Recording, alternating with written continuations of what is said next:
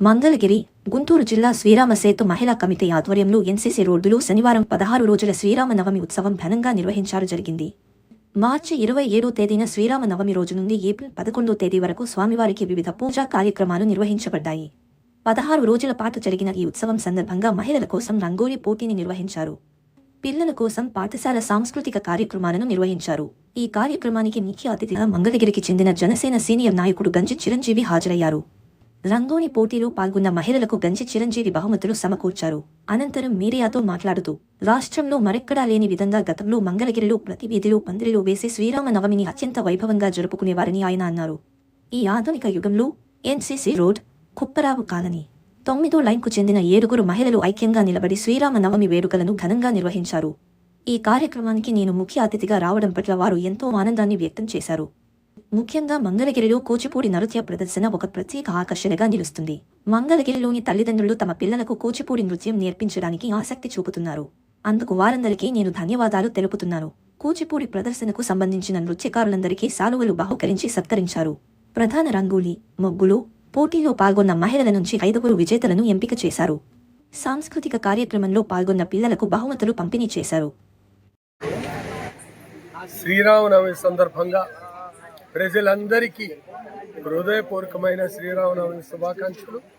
స్వామివారి శాంతి కళ్యాణ మహోత్సవం అనంతరం ఈ 16 రోజుల సందర్భంగా స్వామివారికి అన్ని పందిర్ల దగ్గర చక్కటి సమారాధనలతో పాటు వివిధ కార్యక్రమాలు, అవలింపు సేవ అనేది ఎక్కువ మంది ఆడవాళ్లు పాల్గొని చక్కగా స్వామివారికి పవలింపు సేవ నిర్వహించడం ఆనవాయితీ. మంగళగిరిలో రాష్ట్రంలో ఎక్కడా జరగనన్ని పందిర్లు వేసి ఒక కన్నుల పండగ, అందరూ కలిసిమెలిసి అన్నదమ్ముల్లా చేసుకునే పండగ ఈరోజు ఇక్కడ జరుగుతున్న ఈ కార్యక్రమానికి స్పెషల్.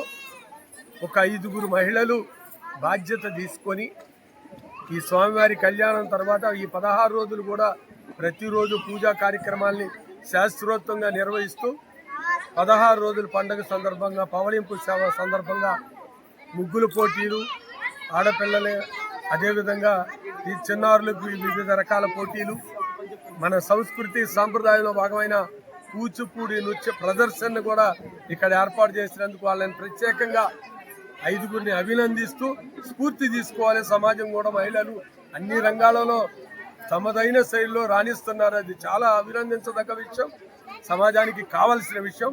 ప్రత్యేకంగా ఈ శ్రీరామనవమి సందర్భంగా ప్రజలందరూ చక్కగా ఆయురారోగ్యాలతో ఉండాలని, రాష్ట్రం సుభిక్షంగా ఉండాలని, రైతు సోదరులందరికీ మంచి పంటలతో దిగుబడితో అత్యున్నత స్థాయిలో రైతులందరూ కూడా స్థిరపడాలని, ఆర్థిక అభివృద్ధి చెందాలని, ఉపాధి అవకాశాలు మెరుగుపడాలని, మరి రాజధాని అతి త్వరలోనే రాష్ట్ర ప్రజల ప్రయోజనాలకు ఉపయోగపడే తీరులో అభివృద్ధి చెందాలని ఆ శ్రీరామచంద్రుడు ఆశీస్సులు మన అందరి మీద ఉండాలని మనస్ఫూర్తిగా కోరుకుంటూ పాల్గొన్న ప్రతి ఒక్కరికి హృదయపూర్వకమైన ధన్యవాదాలు తెలియజేస్తున్నాను.